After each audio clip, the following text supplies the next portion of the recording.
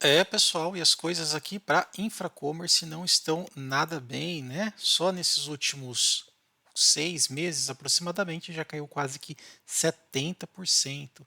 Inclusive, nesse resultado recente que saiu agora, aqui a empresa registrou um lucro líquido consolidado, né, na verdade, como prejuízo de 90 milhões, uma alta frente ao trimestre anterior. Mesmo com um aumento de 2% da receita, a empresa ainda continua aumentando aqui o seu prejuízo. Outras coisas também que a gente vai analisar aqui, um comparativo trimestre, conforme ela mostra, mesmo com resultados positivos, né, no comparativo de trimestre, do ponto de vista de receita, né, e diminuição do CAPEX, mesmo assim o mercado não perdoou. Fato é que só em um dia aqui no pregão desta última sexta-feira, a empresa caiu 20%, talvez a maior queda histórica aí deste ano de 2024 na B3. Então a gente vai falar um pouco mais sobre ela, como que isso impacta nos múltiplos de valuation e também algumas outras notícias, como por exemplo o corte do próprio Banco Itaú, que antes estava dando cobertura de compra, agora muda aqui para neutro, né, após esses balanços aqui do primeiro trimestre. Então vamos dar uma olhada aqui, ver alguns resumos e como que isso pode impactar o nosso investimento. Aqui, o analista que assina o relatório, né, diz que a expectativa era que a dinâmica operacional ia melhorar com as receitas do comércio eletrônico e acelerar a contribuir ou para contribuir, né, com um crescimento mais rápido do EBITDA para a geração de caixa. No entanto, o fraco desempenho do primeiro TRI de 24 evidenciou que o banco havia tomado uma decisão errada ao elevar a recomendação de compra da companhia. Então, pessoal, tome muito cuidado com esse tipo de notícia. Ah, o Itaú recomenda compra, Bradesco recomenda venda, porque eles podem também mudar de opinião de uma hora para outra. E muito por conta de que, obviamente, ninguém consegue prever o futuro. Se conseguisse, todo mundo seria trilionário, não teria dinheiro suficiente no planeta.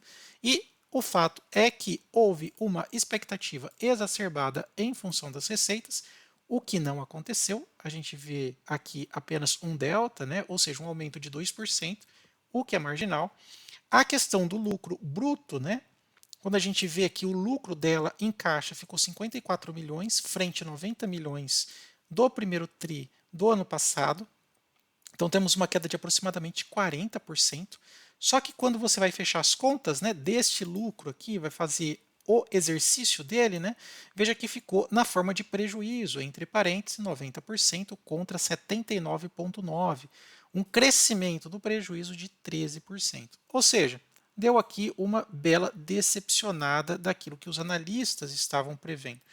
Mesmo aqui com uma receita que conseguiu até uma certa estabilização, ou seja, a empresa trabalha com bilhões de entrada de dinheiro, né, foi uma queda apenas de 3,8%, mesmo assim ela não conseguiu sustentar, mesmo aqui com essa entrada de grana, né, para dentro da empresa. É fato que a empresa vem anunciando aqui algumas mudanças, né, que ela tem feito, especialmente aqui a parte de corte do CAPEX, do investimento futuro. Eles até colocam aqui nos relatórios, quando você vai aqui dar uma olhada, né, fala que a situação realmente é um pouco complicada, que estão tomando algumas providências, fazendo o corte, por exemplo, desses investimentos futuros, enfim, tudo isso a gente já sabe. A gente que acompanha ela há um bom tempo, a gente sabe. Tanto é que, de fato, ela tem, olha, no primeiro TRI havia um CAPEX dividido pelas receitas líquidas de 15%. Olha quanto que ela investia. Agora ela está investindo um pouquinho menos. Ou seja, está tentando enxugar aqui a máquina. É uma pena que, do ponto de vista de empresa, né, eu vejo a Infracommerce como uma das empresas únicas assim de tecnologia no mercado brasileiro. Ela, salvo engano, ela presta serviço para 9 países, América Latina e tudo mais. E ela, assim, ela tem uma capacidade de tecnologia, desenvolvimento de sistema, assim, fabuloso, né?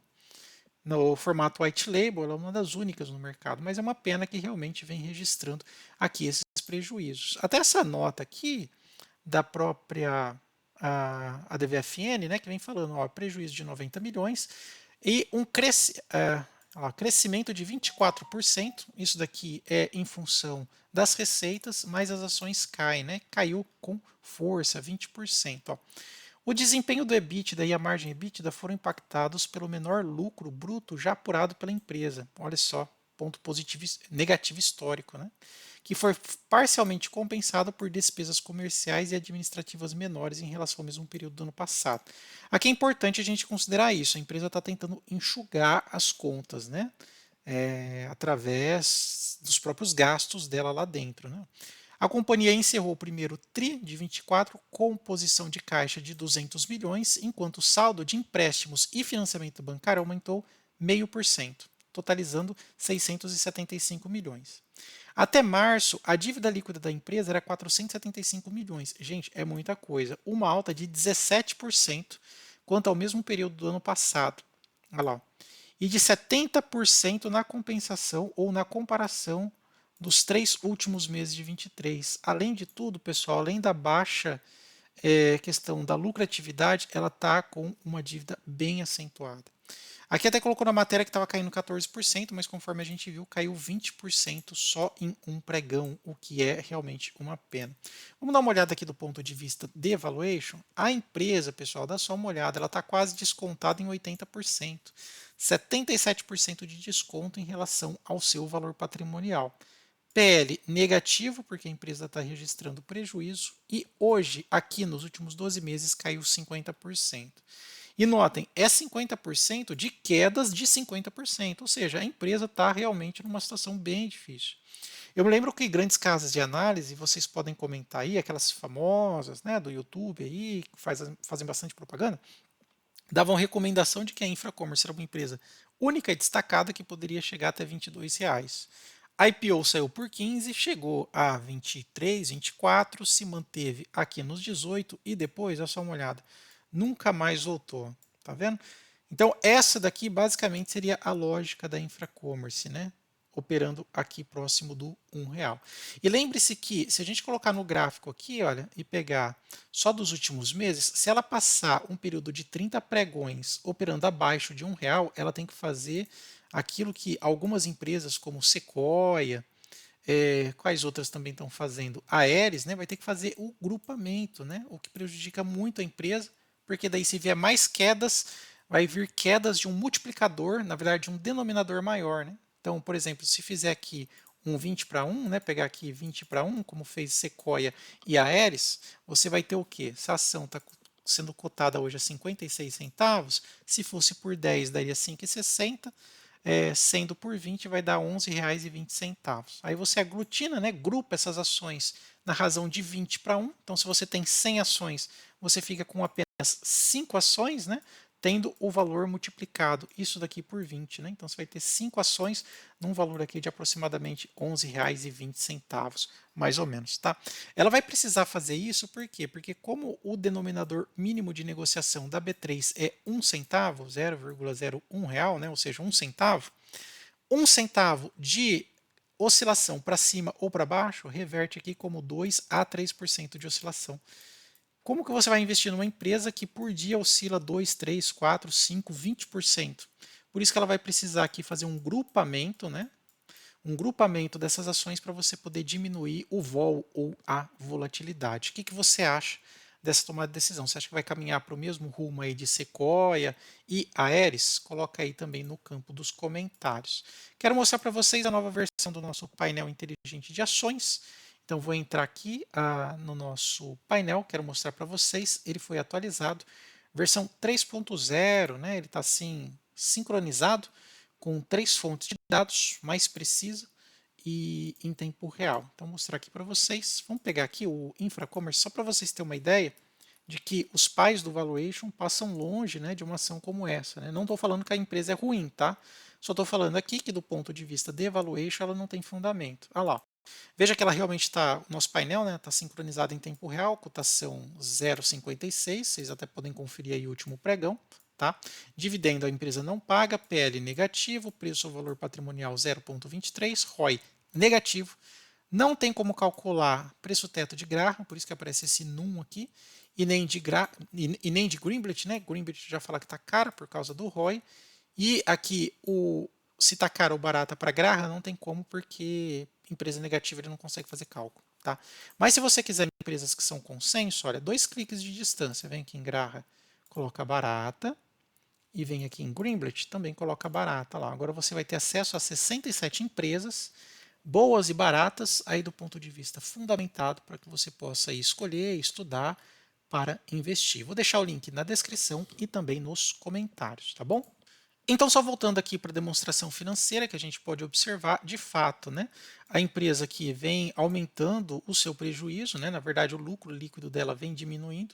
A posição de caixa, né, também aumentou no sentido de prejuízo, 124 milhões negativos contra 80 milhões negativos do trimestre passado. Outra coisa também que a gente pode observar, olha, aqui embaixo, olha, as receitas até que subiu, então um ponto positivo, aumentou as receitas, diminuiu as despesas, mas ainda a empresa está na questão aí dos lucros, né, somando cada vez mais para o negativo, ok? Outras coisas também importantes, a própria empresa ressalta aqui que de trimestre a trimestre até que ela vem crescendo, isso até que não é importante, a gente precisa mesmo ver aqui praticamente um turnaround da empresa, né, ela realmente se reinventar. Fato é que algumas posições ela vem caindo, a partir de receita, o CAPEX está ajustando, o lucro está tendendo cada vez mais para o prejuízo, ela realmente vai precisar fazer alguma coisa para poder estancar isso daqui, tá? Impossível, trimestre após trimestre, né, a empresa registrar tanto prejuízo assim para os acionistas, aí não tem como, né? Aqueles que tentam embarcar, investir aqui na Infracommerce mesmo, ela sendo uma excelente empresa. Ela não faz parte da minha carteira de ações. Aqui, o único motivo que eu vejo, se você quer investir em Infracommerce, assumindo todos esses riscos, é o turnaround. Tira despesa, tenta aumentar a receita, faz corte interno, tal, isso e aquilo, para a empresa poder subir. Tá? E só para finalizar, vamos ver aqui como é que tá os aluguéis das ações de Infracommerce. Se tem muito aluguel, pessoal apostando contra ela, né? IFCM3, tomem cuidado com esse dado, tá? Então aqui IFCM3, vamos ver se o mercado está apostando muito contra, né? Subindo muito aí a taxa de aluguel. Vamos pegar aqui aluguel posição e vamos ver aqui a quantidade de ações alugadas de Infracommerce, né? Vamos ver se está subindo, né, nesses últimos períodos. Ó, pois é lá. Se a gente pegar aqui esses últimos períodos, né, realmente Barsi tem razão. Pegando desde o do começo do ano, ó, desde aqui ó, do começo do ano, dá uma olhada na porcentagem de ações alugadas, né, do total das ações. Saiu de 3% e agora está batendo quase 7%. Pessoal, parece pouca coisa, mas é muito. Esse crescimento na quantidade de ações alugadas em venda à descoberta derruba bastante o preço. Isso não sou eu quem estou falando. Se você observar aqui na cotação, você vai ver exatamente essa consolidação aqui, tá bom? Espero que vocês tenham gostado do vídeo. Se você investe em Infracommerce, coloca aí no campo dos comentários. E se gostou do vídeo, não esquece de se inscrever e também dar aquele like. Até mais, tchau, tchau.